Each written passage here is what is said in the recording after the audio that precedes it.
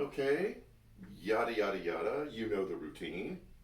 It's Happy Thursday. You may see a mower out there. We have such a great group of people who are fully committed to NCC who take care of the building, take care of the grounds. They're working in the children's area. They fix some leaks, um, working on some of the tech issues in the auditorium. And we couldn't do it without them. You know, the staff just couldn't take care of everything. So our volunteers are just invaluable. So there's no way that I can show or express all the appreciation that I have for them. So it's Thursday, and what I usually try to do on Thursday is to give you a little peek inside this chaotic storm in my brain of growing my relationship with Christ. Like, I know these things, but I don't want them to become just knowledge. I want them to become a source of inspiration to move my relationship with Christ, to mature it, to grow it. So I open myself up to consider things in new and different ways. And so that's what you get a peek in on Thursdays. I'm going to tell two parallel tracks, which is kind of what I always do, and then I'm going to try to bring them together.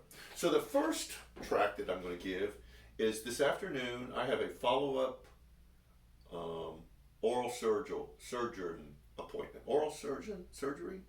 I'm not going to edit this out. Appointment. This is a follow-up because I had some work done, and I'm not even going to try to pronounce what they did. I had a crack, some damage to a tooth, and it created a hole above the tooth, and they had to knock me out, go in over it, fill it in, stitch it up, and now I'm just going in to make sure that it's healing right. But one thing I appreciate about the way that the process that I've gone through in them doing this is they've always looked at, this is what we want that area to look like and to be like for you.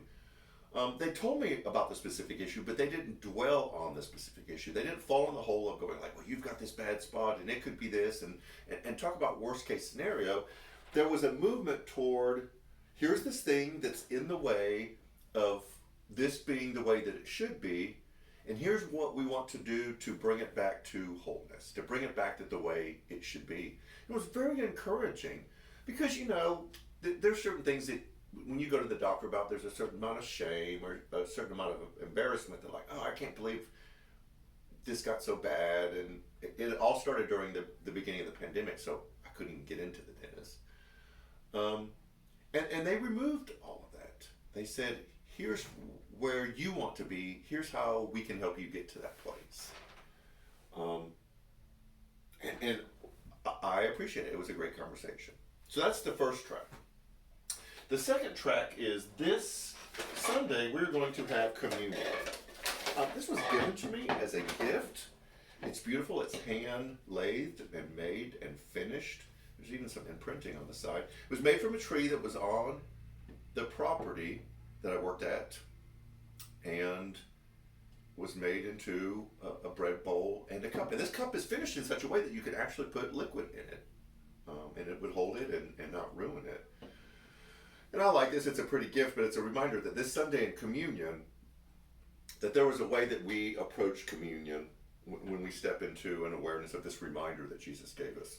Now, in my past, way past, communion was always presented at, here's perfect Jesus who did this unbelievable thing for you. And as you move toward communion, you're supposed to have this increasing awareness of just how flawed, imperfect, broken, all the hymns, you're wretched, you're a worm, you are. And so there's this head down, you kind of slink into communion, just reminded that you don't deserve this, you really shouldn't be here, but because Jesus is so great and loved you so much, that you just accept it humbly. Like, thank you for this.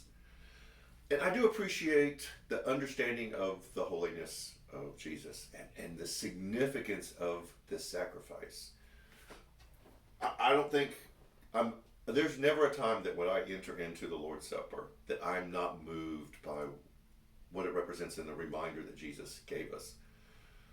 But the more I read 1 Corinthians teaching about preparing yourself for communion, the more I move away from this, oh, you should be so grateful, you're an awful person, God's lucky that he's patient enough to love you, to a, hey, I know there's some things in your life that have crept in that you've held on to and you haven't done the work to kind of sift through them. That, bitterness, jealousy, you're holding on to anger, maybe resentment toward another person. There's broken relationships with other people or with God. And communion is just kind of a continual reminder, hey, you've got that thing. And we're not going to dwell on how bad you are because of that thing. We're going to show you this better, fuller, more whole life.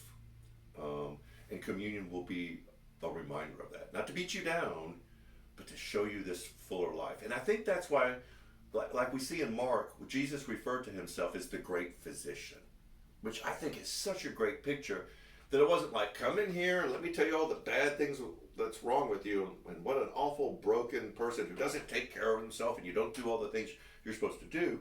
It's there's this life that is the fullest, most meaningful, most purpose-filled life. Here are a few things that are problems that we need to take care of, but we're not going to dwell on how bad they are. We're not going to have a pathology-based understanding of a relationship with God. Like, you have all of these bad things in here. It's Jesus saying, here's the life that I'm offering you. And if you move into it and do these things, then you will experience the life that you were created to live.